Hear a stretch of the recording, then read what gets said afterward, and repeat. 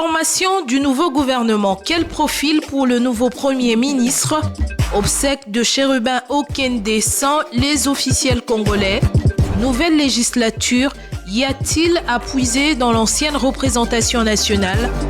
Débat au féminin, on parle ce samedi avec Madame Solange Masumbuko, cadre au sein de l'AFDCA de Modeste Bahati et ancienne députée nationale élue de Lukunga. Débat au féminin, c'est tous les samedis après le journal de 13h et dimanche en rediffusion après le journal de 19h.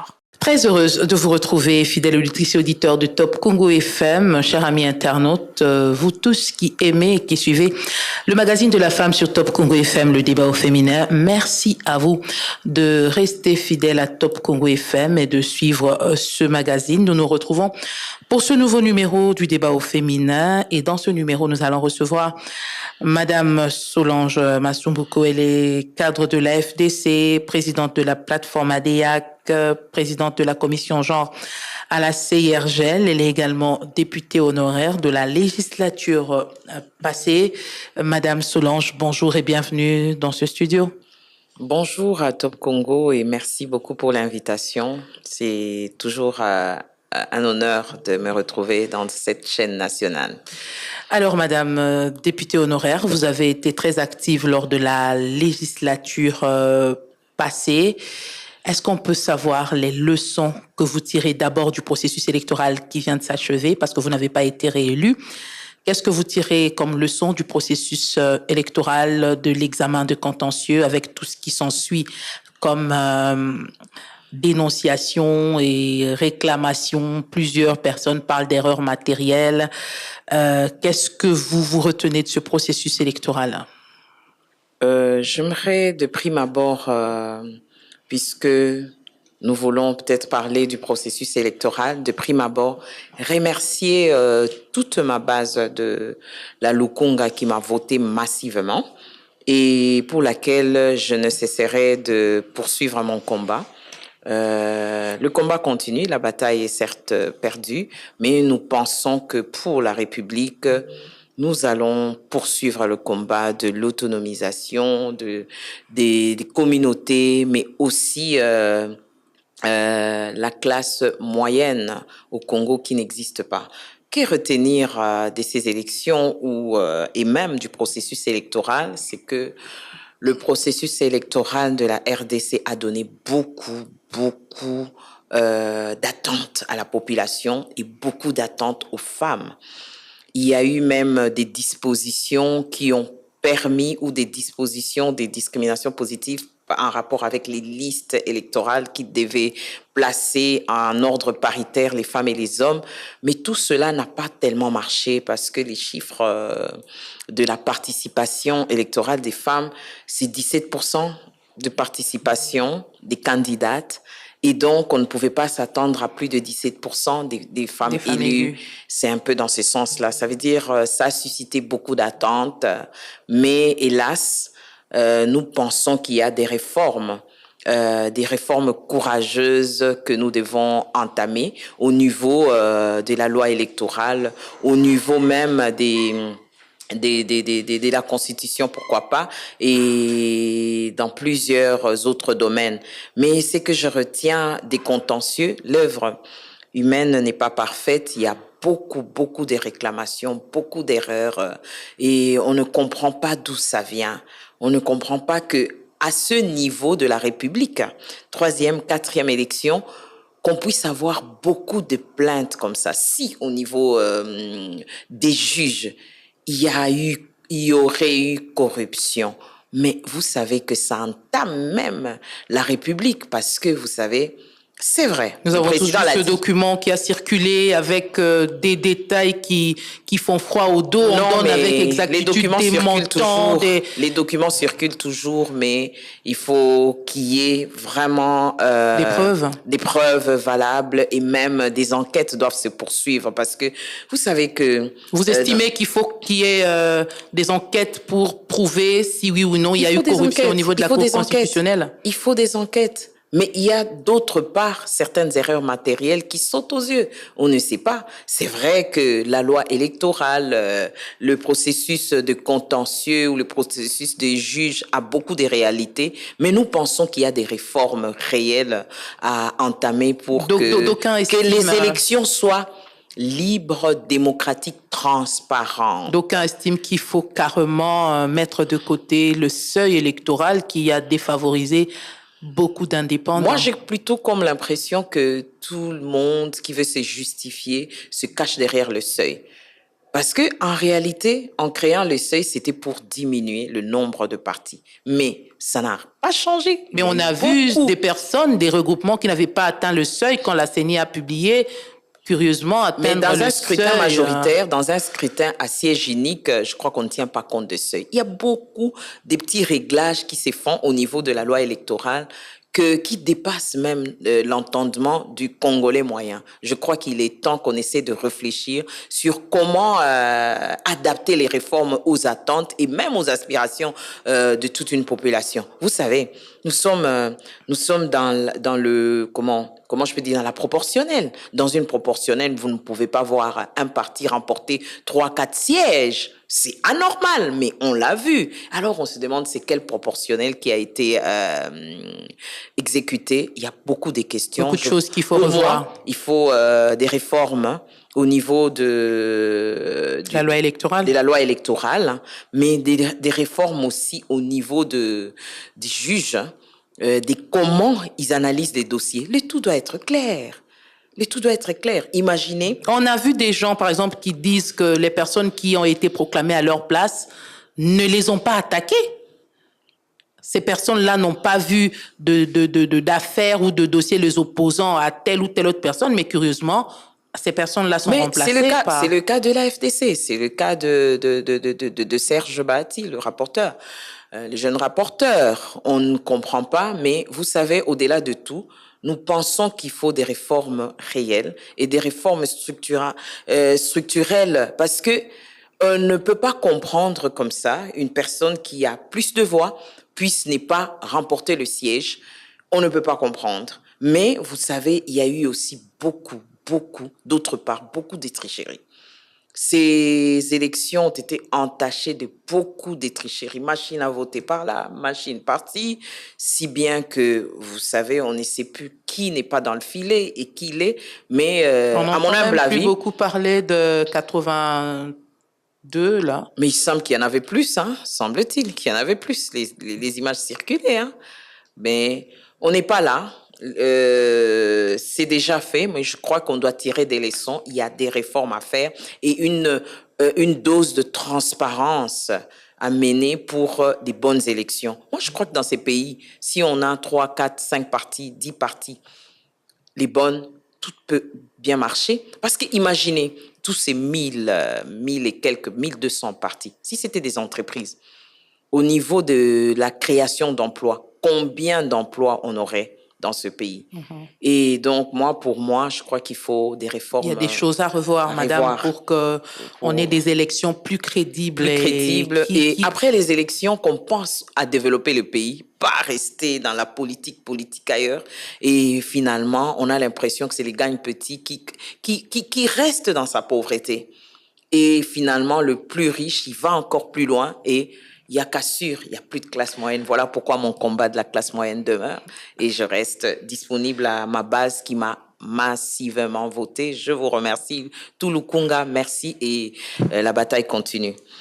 Vous avez été député national. Qu'est-ce que vous pouvez nous dire de ce qu'a été la législature passée en termes de force et des faiblesses et des choses qui doivent être corrigées pour que ceux qui sont en train de commencer cette nouvelle législature ne tombent pas dans les mêmes erreurs, dans les mêmes fautes que vous avez connues lors de votre législature, pour que nous ayons cette fois-ci une Assemblée nationale, un Parlement qui va vraiment rencontrer les attentes de la population. Quand il faut sanctionner, on sanctionne effectivement. Quand il faut dénoncer, on dénonce effectivement. De ma petite expérience, en se focalisant sur l'article 100 de notre Constitution, le rôle d'un député, c'est voter les lois. le contrôle des institutions publiques, du gouvernement, des services et la représentation. À ce que je sache, c'est ça le rôle d'un élu. Hélas, ce n'est pas seulement ça que la population attend d'un élu, parce que l'élu, il est l'émanation directe. Il a des voix auprès de populations de plusieurs communes, de plusieurs quartiers, et finalement, face à la misère de la population, on demande un peu plus. Mais ce que je retiens lors du mandat passé, il y a eu turbulence politique, changement des majorités, etc. C'était quand même un mandat assez mouvementé, mais aussi sur le plan parlementaire, il y a des lois essentielles et des lois salutaires à la nation qui ont été votées. Hélas, je peux dénoncer un peu le manque de communication publique. Par communication publique de l'Assemblée, je dirais c'est un peu comme une communication de redevabilité. Ce que nous faisons au Parlement n'était pas souvent bien communiqué. Les gens n'avaient que faire. Peut-être pas bien compris aussi. Hein. Peut-être pas bien compris. Il y avait que des buzz qui passaient. Ah, c'est la loi de chien. Ah, c'est les $200 pour comme dot, etc. 000, Et pourtant, vous savez, la loi sur la programmation militaire, c'est une loi assez essentielle pour redémarrer notre pays. La loi sur la prise en charge des personnes victimes des violences et aussi victimes des instabilités et tout. Nous avons voté la loi sur l'entrepreneuriat. C'était mon combat. Je suis allée au Parlement pour parler du micro-entrepreneur. Et j'ai quitté le Parlement avec une loi, la loi sur l'entrepreneuriat, pour voir comment booster l'entrepreneuriat, quelles sont les conditions, qu'est-ce que l'État doit faire. Nous avons la loi sur l'artisanat, nous avons la loi sur les personnes, les femmes sages. Les femmes sages qui jouent un rôle, les matrones, femmes sages qui jouent un rôle non le moindre dans nos hôpitaux. Nous avons plusieurs autres lois sur... on a voté 5 lois sur les finances, pour les finances publiques et tant d'autres lois. Des lois votées, ignorées de la population. Ignorées de la population, totalement. Mais tout ce que la population retient, ah non, ils sont allés encore faire la loi sur les chiens. Il y a la loi sur l'élevage qui a été votée et je me rends compte finalement qu'il y a plusieurs lois. La République amasse plusieurs lois. Mais ce qui manque, c'est l'exécution de ces lois-là. Et donc, la deuxième partie du rôle d'un élu, le contrôle des services publics, le suivi, ça, je crois qu'il faut insister sur ça. D'abord, en arrivant au Parlement, ce qu'il faut faire, c'est savoir dans quelle commission je m'inscris par rapport à mes compétences, par rapport à une expérience et aussi, ce que je peux dire, s'il y a moyen de faire comme une formation continue, un petit coaching pour certains qui viennent d'autres provinces qui ne savent pas il y a combien de groupes parlementaires, combien des commissions. Il y en a 10. Il y a même une commission qui est chargée de l'évaluation suivie de toutes ces lois et de toutes ces résolutions que le Parlement donne à la République. Mais le suivi... Donc qu'on fasse une sorte de remise à niveau, qu'on essaye de recycler tout le monde pour que ceux qui viennent d'arriver... Pour qu'ils comprennent un peu... Qu'ils comprennent c'est quoi, en quoi ils peuvent être utiles. Déjà, en son temps, moi, j'avais disons... Ça a été fait quand vous êtes arrivé? Non, ça n'a pas été fait. Il y avait quelques formations à gauche, à droite, mais c'était plus de la politique.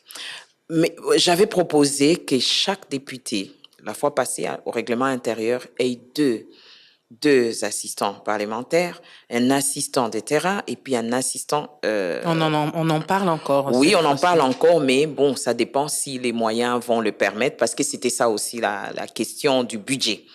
Mais un parlementaire, les autres parlementaires européens, ils ont tout un cabinet multidisciplinaire où à chaque situation, vous devez analyser les questions réelles, mais aussi la part de la population dans chaque loi et comment maintenant en des termes assez faciles, expliquer à la population le bien fondé de cette loi. Encore que c'est le rôle du gouvernement.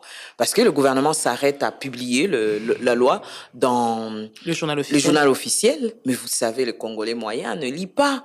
Il va chercher son pain, il va chercher les légumes pour les enfants, il n'a pas le temps de lire.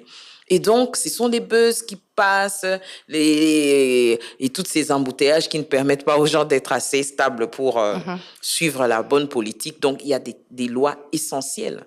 La programmation, c'est pour, en réalité, avoir une armée républicaine, petit à petit, step by step, armée, et puis comment réformer, rajeunir et équiper selon le budget. Tout ça, il faut Alors, suivre. qu'est-ce que cette nouvelle Assemblée nationale doit changer pour être plus efficace et rencontrer les attentes de la population? Au niveau d'abord du rapporteur, moi j'aimerais bien que le rapporteur essaye d'instaurer une sorte de communication publique, une communication de redevabilité, où chaque semaine, il faudrait résumer pour la population ce qui a été fait en des termes assez faciles et en 4 langues nationales. et en plusieurs réseaux. Et si possible, que les séances soient publiques, que en ligne publique avec de façon que tu peux te connecter, même sur un téléphone, YouTube Et dans les 4 langues nationales, et dans si les possible? 4 langues nationales, si possible. Il y a toujours quand même les gens de langue, la RTNC qui sont souvent là. Que ça soit direct pour que la population voit directement.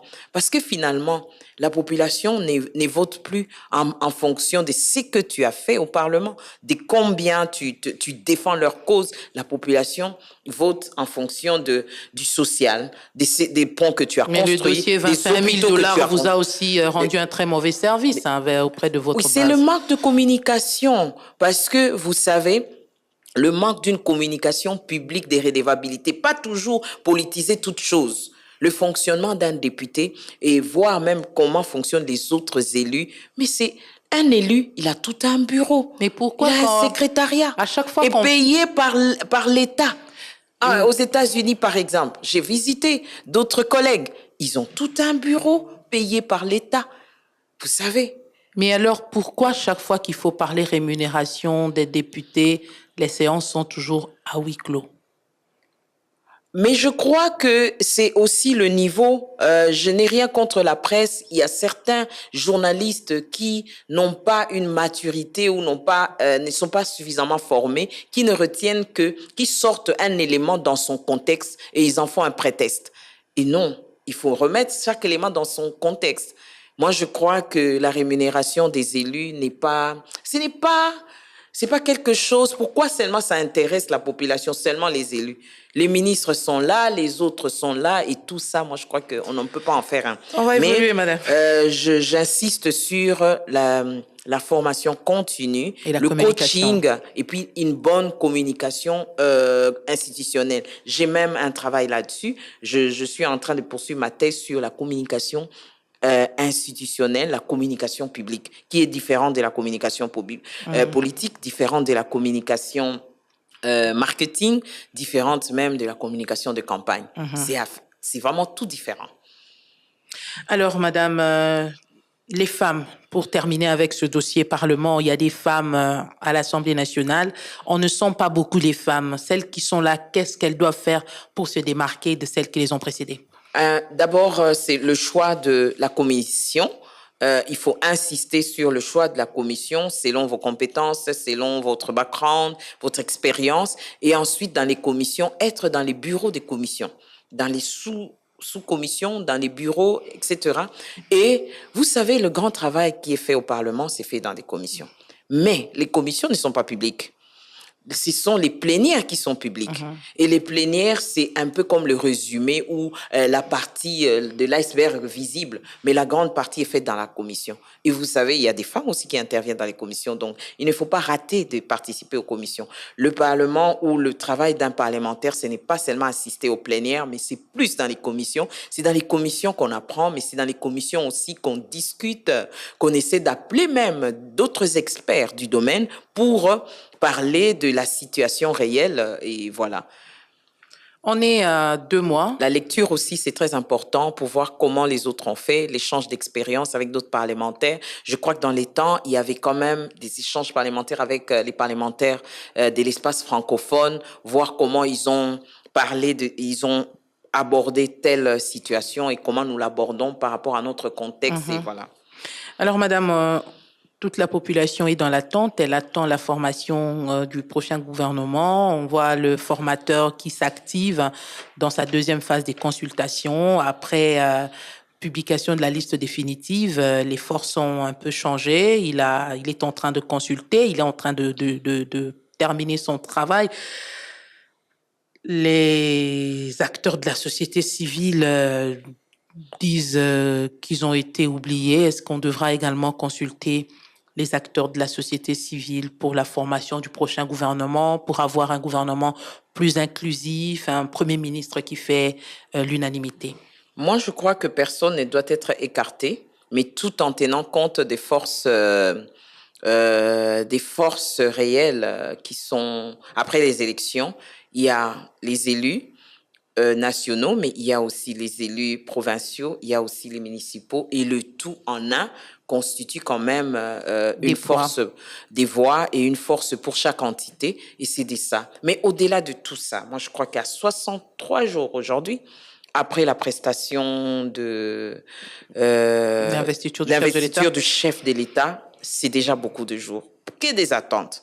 Le chef de l'État nous a parlé de 6 axes pour lesquels il devait travailler et il avait hâte. Les jours passent. Il avait hâte de commencer à travailler sur les 6 axes. Et maintenant, 63 jours après, l'informateur, je crois qu'il avait déjà presque fini le travail, ni été les contentieux, il pouvait déjà remettre. Je crois que déjà ce soir ou demain, il va remettre ses conclusions au chef de l'État, mais en tout cas, dans le meilleur délai, il faudrait qu'on forme le gouvernement avec un Premier ministre qui va répondre aux attentes réelles. Vous savez... Un homme, une femme. Moi, je dirais une femme. En tout cas, je dirais une femme, pourquoi pas. Surtout que le président, il est champion de la masculinité positive. Au niveau des élections, les femmes sont à peine 12%. Et donc, on ne compte que sur des postes nominatifs pour voir plus de 30%, plus de 40% des femmes. On ne va pas reculer. Un poste ministériel vous intéresse ? Pourquoi pas? Nous faisons la politique pour l'exercer, pour donc répondre aux attentes de la population face à cette population. Après la campagne électorale, souvent, je me mets en train d'écrire. Et en écrivant, je pleure. Parce que je me dis, face à toute cette misère, face à ces attentes, face à ces desiderata qu'on vous donne, eh bien, est-ce que vous devez rester silencieux ou silencieuse? Non. Vous devez agir au travers votre entité, au travers mon parti, mon alma mater, l'AFDC. Vous savez que dans l'AFDC, en tout cas, les femmes ont un meilleur choix. Et ça, je salue l'initiateur, le président Modeste Bahati Lukwebo, qui a toujours donné à la femme congolaise la place de choix. Lorsqu'il y a 3-4 postes, c'est 2 femmes et 2 hommes. Lorsqu'il y a les nombres d'entreprises, il y a aussi des femmes qu'ils mettent, et tout en, évidemment, en essayant d'analyser le profil. Le profil du Premier ministre, on attend, en tout cas, il y a les 6 actes du chef de l'État. On attend ce Premier ministre qui va se hâter à déjà, évidemment, sans paix, on ne peut pas avoir du pain, déjà s'activer pour la restauration de la paix effective à l'Est, et ensuite pour aussi voir comment chaque fois parler d'un Congo riche, mais la population pauvre, la diversification de l'économie, et surtout, vous savez, avec plus de 80% des terres arables, nous sommes toujours là à quémander la nourriture chez les voisins. Le maïs est importé. Tout est importé, pourtant nous avons des espaces, nous pouvons aussi compter cette fois-là sur l'agriculture. Alors qu'on a les cours d'eau avec et beaucoup la de poissons. pêche, nous pouvons compter sur la production locale, nous pouvons compter sur, disons, nos minéraux n'est plus les exporter en brut, mais les transformer, raffiner, ici. Les transformer pour avoir beaucoup plus, et aussi les services sociaux de base. Nous rentrons toujours là. L'eau. Le Congolais moyen n'a pas d'eau, n'a pas d'électricité, malgré les efforts qui se font. Et les routes de dessert agricole. Que de productions qui, en réalité, pourrissent faute de route. Et donc, moi, je crois que c'est vraiment ça. Faute de moyens de transport également. Il n'y a plus de bateaux, beaucoup de bateaux, des grands bateaux qui peuvent aider la population à évacuer. Et que des femmes qui ont été déportées de leur champ à cause de la guerre. Et tout ça, c'est un manque à gagner. Donc, que des attentes, l'efficacité des services publics. Vous savez, aujourd'hui, il y a un programme de rajeunissement, des mises en retraite, mais au-delà de tout ça, moi, je crois que le fonctionnaire doit travailler, il doit avoir un job description, et il faut aussi au niveau de la corruption. Notre pays est toujours réputé en matière de corruption. Maintenant, là, demain, après-demain, dans une semaine, il y aura l'élection des gouverneurs. On va encore crier au piloli. Le chef de l'État a effectivement échangé avec la ministre de la Justice il y a quelques jours pour demander à ce que l'on puisse tout mettre en œuvre pour mais qu'est-ce qu'on va faire pour ne pas organiser... Pour qu'il n'y ait pas corruption. Pour qu'il n'y ait pas corruption. On a appris, et ça se vérifie, que les députés provinciaux étaient en train de monnayer leur voix contre... Ils cherchent à se faire rembourser. L'argent qu'ils ont utilisé en campagne. C'est une réalité.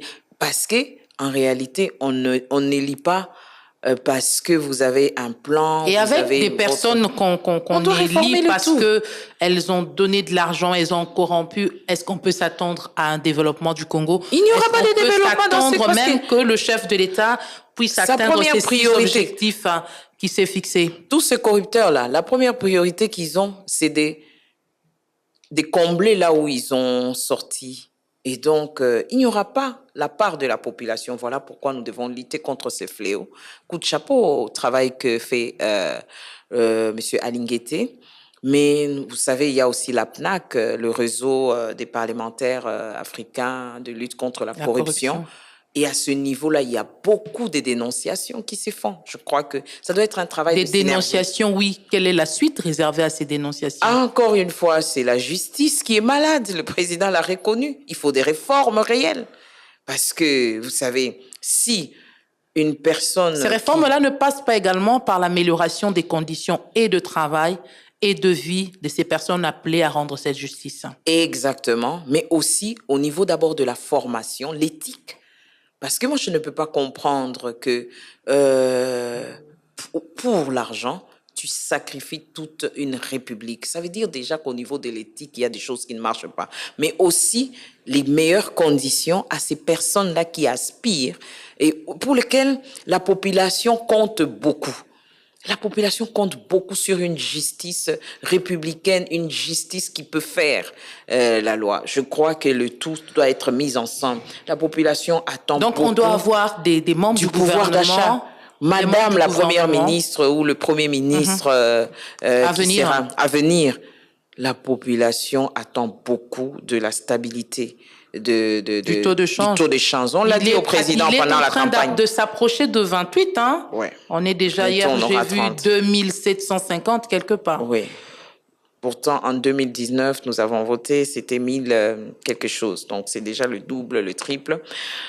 La population voudrait voir l'appareil sécuritaire digne d'un Congo grand. Parce qu'il ne faut pas que tout le temps, les voisins se moquent de nous parce que nous ne savons pas nous organiser. Non, nous avons des très bonnes lois. Nous n'avons qu'à les mettre en exécution et aussi à diversifier l'économie. On ne peut pas compter que sur les minéraux. Et ces minéraux-là, il y a certains groupes qui se retrouvent et d'autres qui ne se retrouvent pas. Donc, il faut une justice républicaine, une justice distributive. Vous voyez des très, très pauvres et des très, très riches. Il y a cassure. nous luttons pour la classe moyenne et c'est là, par les millionnaires, que le président a rêvé avec faire. l'entrepreneuriat. L'entrepreneuriat de femmes et des jeunes. Nous avons la FOGEC. Ils ont signé un contrat, on a suivi. Mais il faut que ces prêts-là soient réellement donnés à ces entrepreneurs qui ont beaucoup d'initiatives et qui soient surtout encadrés. Une chose est de remettre de l'argent, mais une autre aussi est d'encadrer pour une bonne exécution du projet.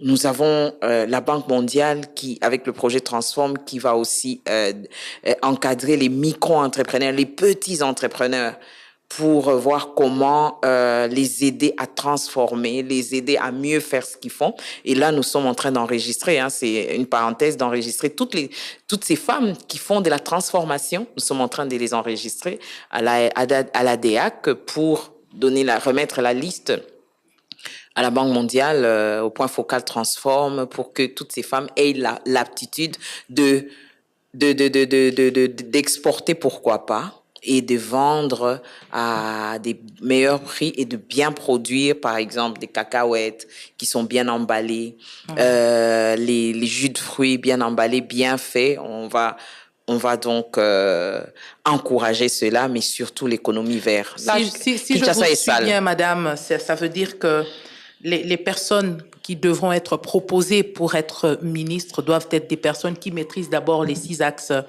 de ce dernier quinquennat du chef de l'État. Ça doit être des personnes qui maîtrisent le terrain, qui maîtrisent les réalités des populations et qui sont surtout animées de cette volonté de voir cette population avoir les meilleures conditions de vie.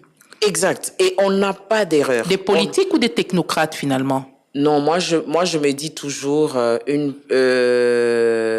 un premier ministre, si on prend une femme, elle se fera entourer de plusieurs autres ministres. L'administration existe. L'administration existe. Et donc, pour un coaching, un meilleur... vous savez, les problèmes du Congo sont connus. Le président l'a résumé en 3 axes pour ce quinquennat. Mais nous sommes déjà à 63 jours. Bientôt, les 100 jours sont passés. Bientôt 100 jours. Et qu'est-ce que nous allons dire à la population? Donc, nous attendons rapidement le Premier ministre. Pourquoi pas une femme? Pourquoi pas un homme? Les sexes, ça importe peu. Est-ce qu'il y a dans le gouvernement qui assure les affaires courantes, il y en a quelques-uns qui méritent d'être... Il y a des femmes qui se sont distinguées. Oui, mais est-ce qu'il y a des ministres qui méritent d'être reconduits, par exemple, à leur poste ou qui méritent de revenir dans le gouvernement, peut-être à d'autres postes? Il y en a qui se sont distingués en rapport avec ce qu'ils avaient comme objectif.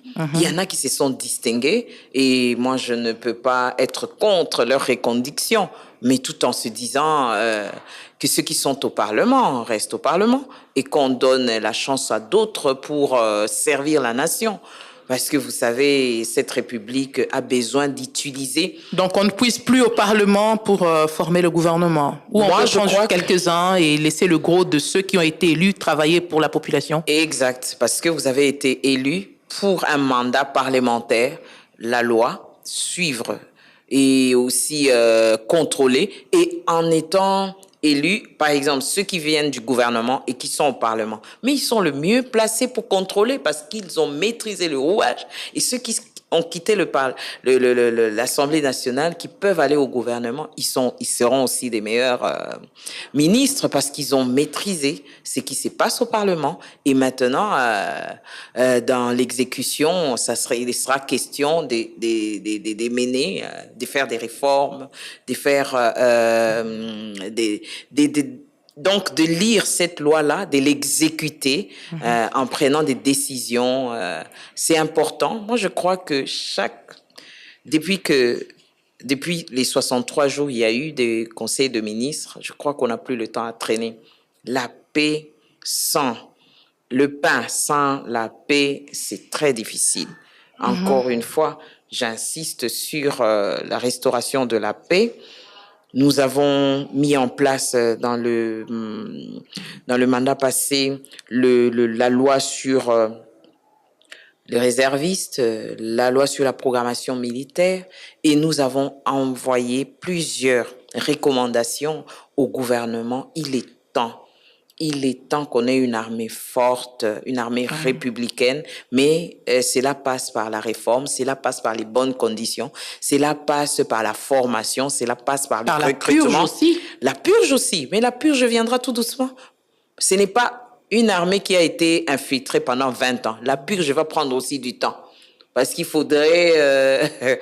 et puis, vous ne savez pas qui est avec vous, qui n'est pas avec vous, mais petit à petit, vous mettez du sérieux. Et je crois que... Parce que c'est anormal de voir que les personnes qui doivent se battre sont dans les mauvaises conditions, ne sont pas assurées, les familles ne sont pas assurées. Tout cela, c'est dans cette loi de la programmation qu'on va maintenir, on va essayer d'améliorer les conditions, le casernement de militaires, c'est important, et la police, réformer la police, des armes. Et même l'image d'un policier au Congo.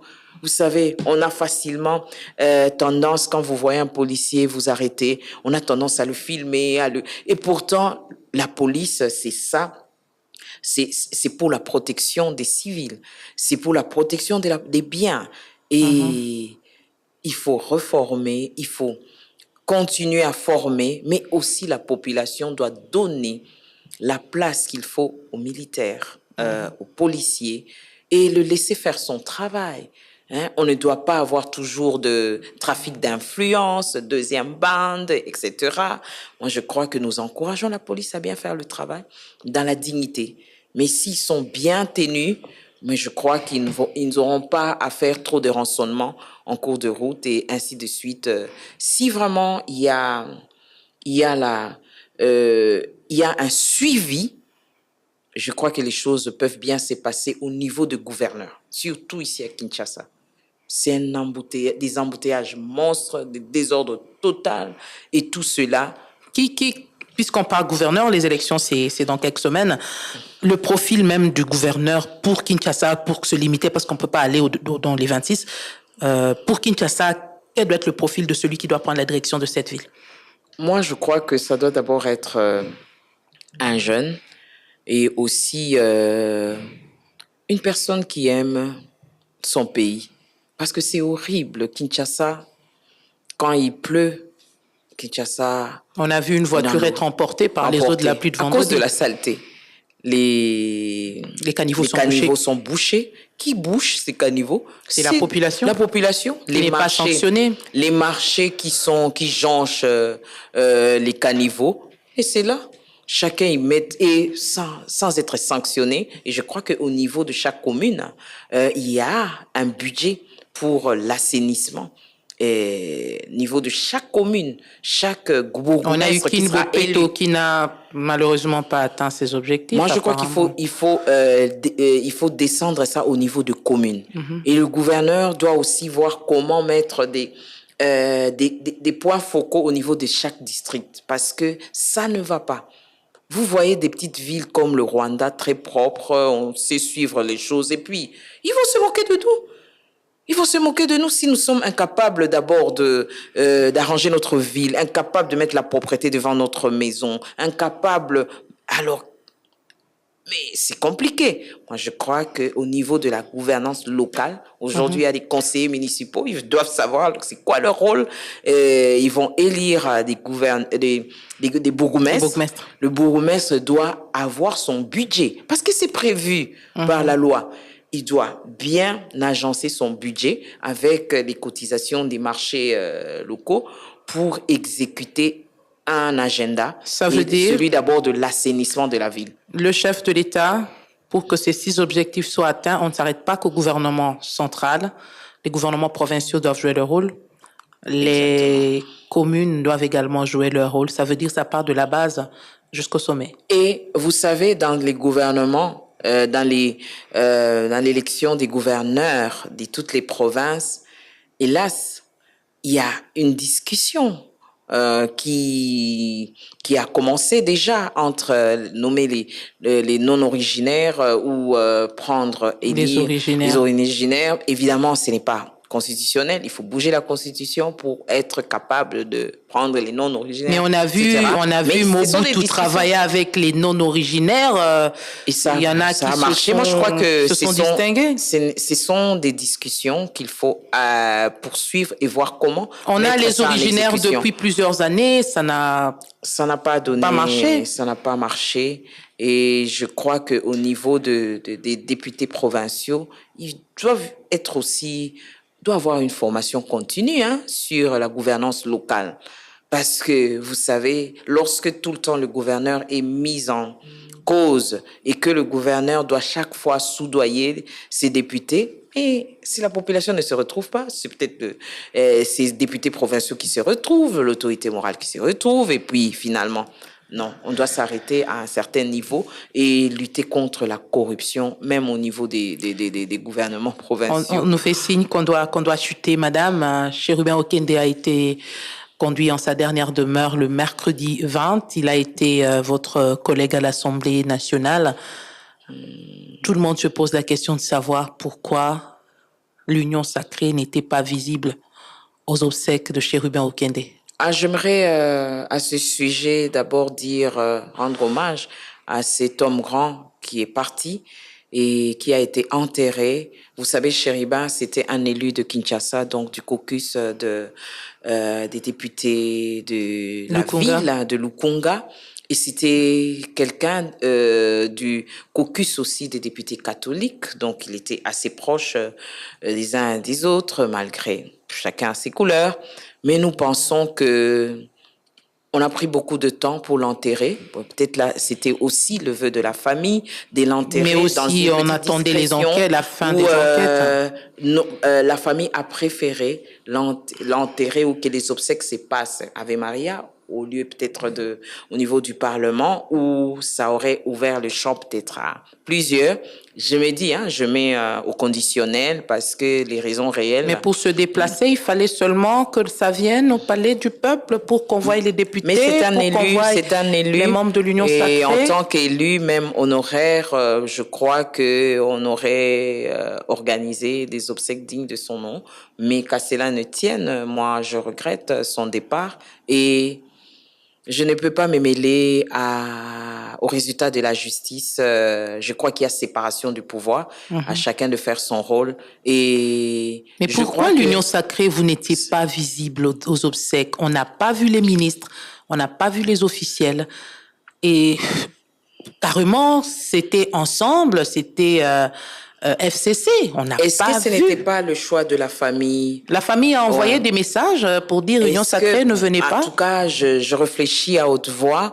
Est-ce que ce n'était pas le choix de la famille? On ne sait pas. La famille a demandé à ce que les gens de l'Union sacrée ne viennent pas. Face à un Congolais qui meurt, en tout cas, moi, je crois que c'est toute la République qui empathie et qui compatit avec la famille. Parce qu'il a laissé des enfants et c'était un Congolais. Et à chaque Congolais qui meurt, même le chef de l'État compatit toujours. Je crois que à ce niveau-là, les autres éléments, tralala, il faut aussi respecter le vœu de la famille et toutes les condoléances à la veuve et aux enfants. Madame Solange Masumbuko, je crois qu'on va terminer par là un mot sur la situation à l'est de la République démocratique du Congo. Vous êtes dans la commission genre de la CIRGL. Qu'est-ce que vous pouvez dire par rapport à la sécurité à l'est? Qu'est-ce qui doit être fait carrément pour que la paix revienne? Vous savez, la situation à l'est du Congo a déstabilisé notre pays. La guerre nous imposée par le Rwanda, par l'entremise du M23, ne laisse plus personne insensible. Vous savez, même les collègues de la CIRGL, ces 12 pays aujourd'hui, nos collègues femmes avec qui nous nous réunissons de temps en temps sont unanimes qu'il faut la paix et qu'il faudrait la paix. Vous avez enregistré plusieurs déplacés et plusieurs femmes, plusieurs hommes, plusieurs jeunes qui ne savent même plus comment poursuivre les études. Vous savez, Et il semble que la vie coûte maintenant très cher. Parce oui, que avec les routes qui sont bloquées. Des routes sont bloquées. Il y a des bombes qui arrivent. Et cette situation de plusieurs qui ont succombé, et surtout les femmes et les hommes, les femmes et les jeunes, vous savez, c'est inadmissible. Nous pensons qu'il est temps que, dans une logique de 3 axes, que nous puissions avoir la paix. Les 3 axes, c'est la diplomatie, et je crois qu'au Luanda, il y a quand même des contacts que le chef de l'État ou les envoyés de la République sont en train de mener sous le leadership du président Lorenzo. Et l'aspect offensif, nous ne pouvons pas nous arrêter.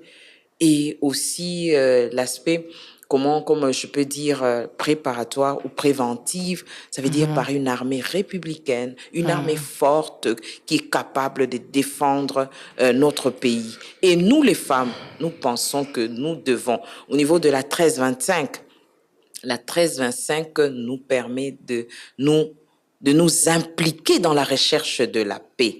Coup de chapeau au chef de l'État qui ne ménage pas 1 minute pour rechercher la paix, mais la population a véritablement besoin du pain. Et sans la paix, elle n'aura pas du pain.